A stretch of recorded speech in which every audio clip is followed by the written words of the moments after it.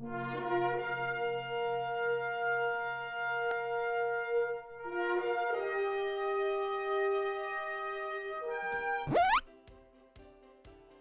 we say something is a third rail issue, we're referring to a topic that we're afraid to talk about because it's just too controversial. The third rail of American politics is often said to be Social Security, but it could also be education reform, gun control, or even the questionable use of PowerPoint animation to examine strategic issues. But there's another third rail issue that we need to talk about, and that's military retirement reform. That's right, talking about military retirement reform is often viewed as unpatriotic or disloyal. But the reality is that military retirement is costing our nation $54 billion a year and is projected to rise to $72 billion in the next decade. So how much is $54 billion? Well, it's the budget of the Department of Treasury, the Department of Transportation, the Department of Labor, and the Department of Interior combined, plus enough to throw in a PowerPoint animation for every employee, too. Simply stated, the military's retirement plan is unaffordable. So what are the options? Well, let's start by looking at the current retirement system and two recent proposals. The current system consists of a defined monthly benefit of 2.5% times the years of service times the average monthly pay of the highest 3 years, with eligibility or vesting at 20 years. Monthly payments begin upon retirement. So for an enlisted service member retiring at 20 at the rank of E7, and assuming a lifespan of 80 years, somewhat accurate math shows a net present value at retirement of about $962,000. For an officer retiring as an 05, we're talking about $1.75 million. This is a good deal for America's warriors, but unfortunately, the nation can't afford it. Also, some criticize the current system as unfair since those who don't stay in for the magical 20 years get nothing. To address the issues of affordability and perceived unfairness, a retirement reform proposal arrived in 2011 from the Defense Business Board, or DBB. The DBB proposal went after savings by reducing and delaying the defined benefit.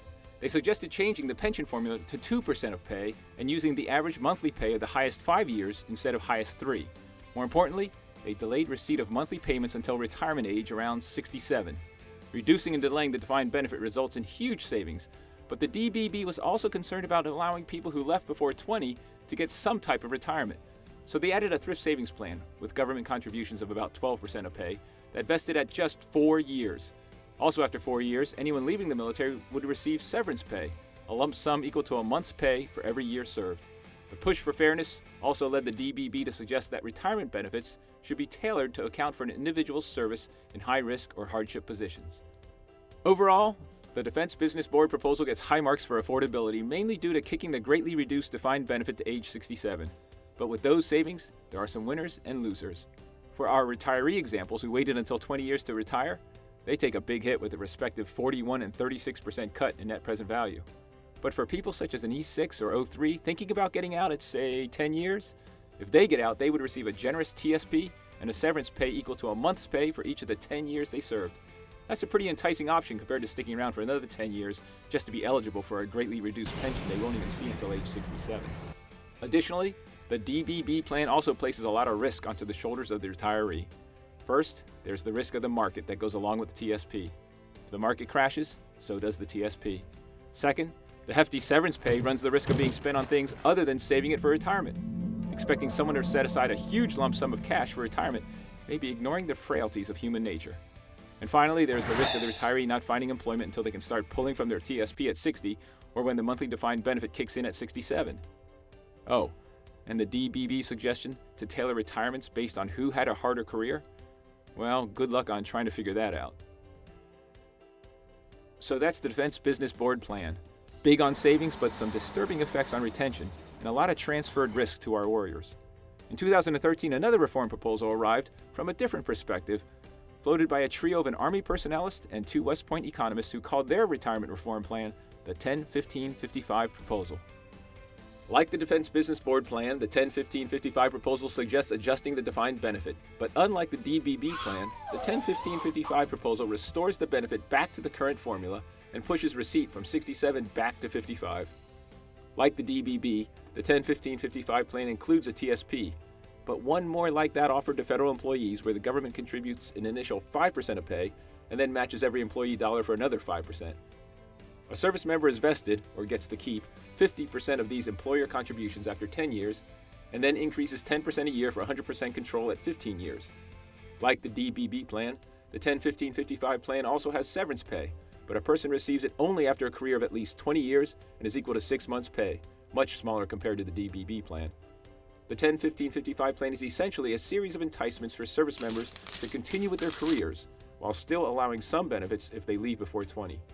So the 10-15-55 plan gets its name from the 50% vesting of the TSP at 10 years, 100% vesting of the TSP at 15 years, and the receipt of the traditional defined benefit at age 55. Compared to the current retirement system, the 10-15-55 plan results in a 28% cut in net present value for our 20-year enlisted retiree and an 18% decrement for our officer retiree. The 10-15-55 proposal, like the DBB proposal, also shifts risk to the retiree but to a lesser degree. Because the TSP is only about a third of the total 10-15-55 retirement package, as opposed to a little less than half for the DBB plan, the magnitude of market risk is reduced. Of course, the 10-15-55 TSP plan does carry with it the risk that a service member might not contribute into the TSP and therefore would not receive the full employer matching. The risk of misusing the severance pay in the 10-15-55 plan is greatly reduced since it isn't even offered until after 20 years, and it's much, much smaller than the DBB severance pay. Finally, like the DBB plan, the 10-15-55 retiree will need to find employment as a bridge until the defined benefit kicks in. But instead of stretching that out to 67 like the DBB, the 10-15-55 defined benefit begins at age 55. The DBB and 10-15-55 proposals share the same goal of restoring the affordability of military retirement. They both use a mixture of a delayed defined benefit, a 401k type plan, and severance pays. But an effective military retirement system will also take into account two critical aspects of the military. First, the military relies on homegrown leadership. There is no lateral entry into the military. The only way to gain the savvy of an E7 or the leadership of an O5 is to grow it over a career. Second, military life is full of hardship and sacrifice, including frequent moves, family separations, and physical danger. To put it bluntly, hard times are not uncommon in the military. And it is during those hard times that a good military retirement system will, through the use of attractive deferred compensation, encourage our best warriors and their families to continue with their careers. Yes, those who leave early should receive some benefits, but the military retirement system should be primarily focused on encouraging a career. This critical feature is where the 10-15-55 proposal outperforms the DBB proposal. So there you have it, the third rail of military retirement reform.